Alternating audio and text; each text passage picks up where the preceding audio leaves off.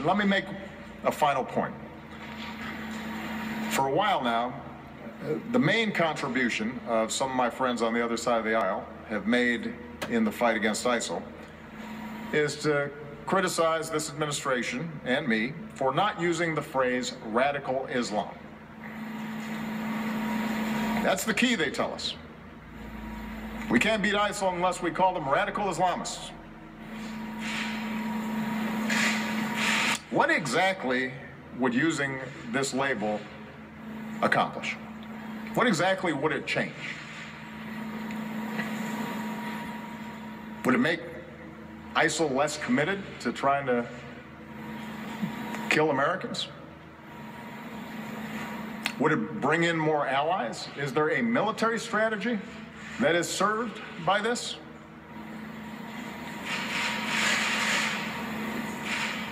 The answer is none of the above. Calling a threat by a different name does not make it go away. This is a political distraction. Since before I was president, I've been clear about how extremist groups have perverted Islam to justify terrorism.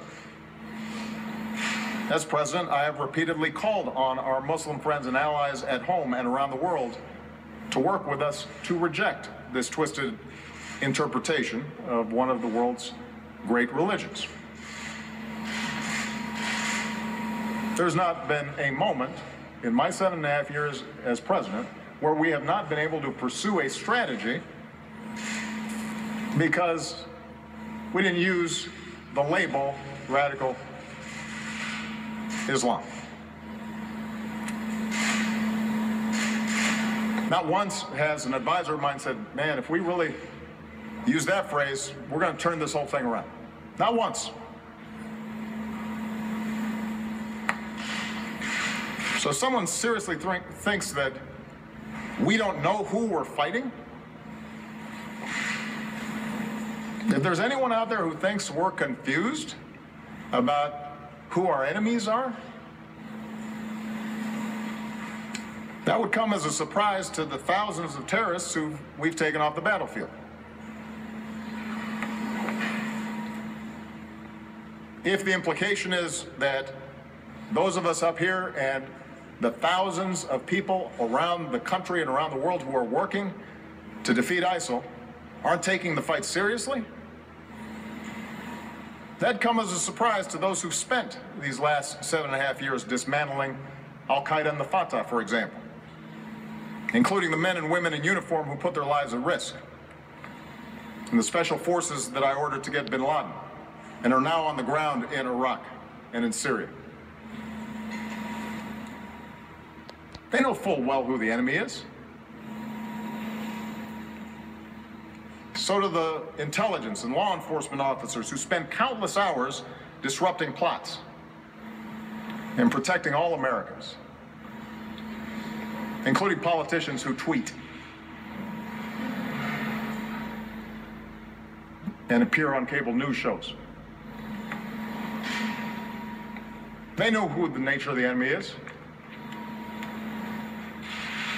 So there's no magic to the phrase radical Islam. It's a political talking point. It's not a strategy. And the reason I am careful about how I describe this threat has nothing to do with political correctness and everything to do with actually defeating extremism. Groups like ISIL and Al-Qaeda want to make this war a war between Islam and America, or between Islam and the West.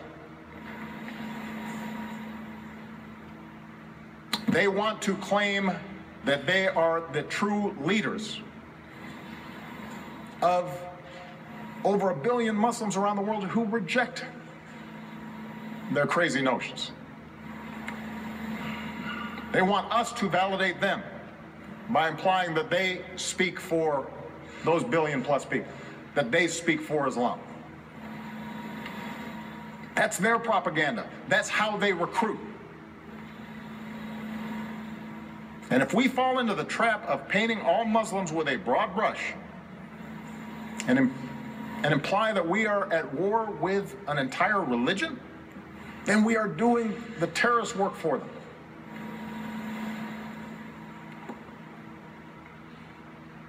Now, up until this point, this argument about labels has mostly just been partisan rhetoric. And sadly, we've all become accustomed to that kind of partisanship, even when it involves the fight against these extremist groups. And that kind of yapping has not prevented folks across government from doing their jobs, from sacrificing, working really hard to protect the American people. But we are now seeing how dangerous this kind of mindset and this kind of thinking can be. We're starting to see where this kind of rhetoric and loose talk and sloppiness about who exactly we're fighting, where this can lead us. We now have proposals from the presumptive Republican nominee for president of the United States to bar all Muslims from emigrating to America. We hear language that singles out immigrants and suggests entire religious communities are complicit in violence. Where does this stop? The Orlando killer, one of the San Bernardino killers, the Fort Hood killer, they were all U.S. citizens. Are we going to start treating all Muslim Americans differently?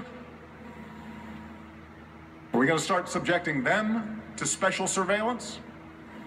Are we going to start discriminating against them because of their faith? We've heard these suggestions during the course of this campaign.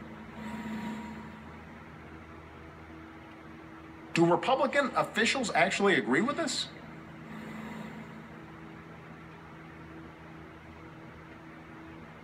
Because that's not the America we want. It doesn't reflect our democratic ideals. It won't make us more safe, it will make us less safe, fueling ISIL's notion that the West hates Muslims, making young Muslims in this country and around the world feel like no matter what they do, they're going to be under suspicion and under attack.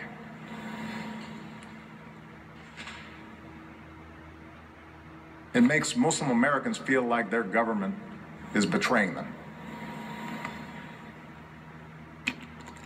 It betrays the very values America stands for. We've gone through moments in our history before when we acted out of fear, and we came to regret it.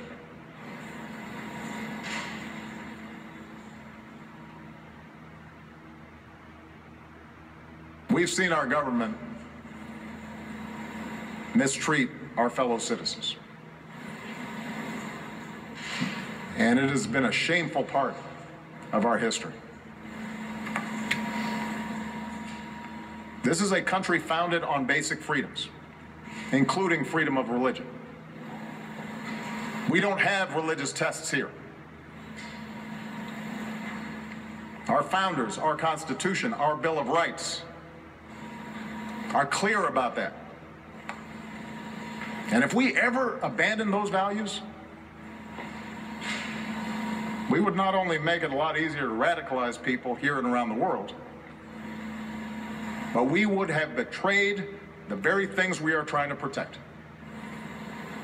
The pluralism and the openness, our rule of law, our civil liberties, the very things that make this country great, the very things that make us exceptional. And then the terrorists would have won. And we cannot let that happen. I will not let that happen.